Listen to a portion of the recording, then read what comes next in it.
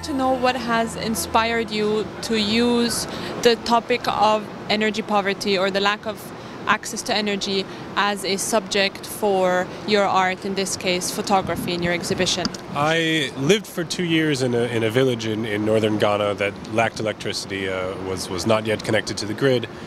And I mean, that experience, I was a volunteer, I was living and working in the community, and at the same time I had already studied photography and worked as a photographer.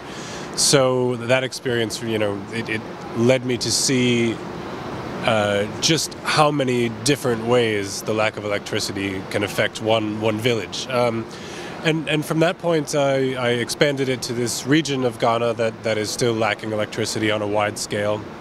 And then I realized I was, there are parallels with that issue to energy access in both the developing and developed world, and energy cost, and just the impact of what it takes to keep the lights on in a community or in a person's home. So, yeah. So do you have any other projects besides photography, maybe another art outlet focusing on the same issue? Do you have anything coming up in that sense?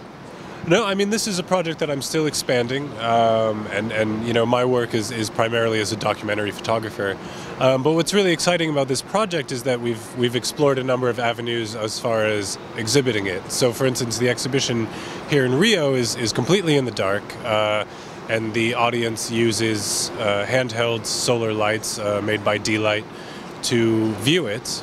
And that's something I'm expanding on even as I expand shooting the project. So we're also doing a lot of video interviews with people looking at the problems they face and then the solutions that they've found, whether it be solar or wind or etc., or the grid for that matter.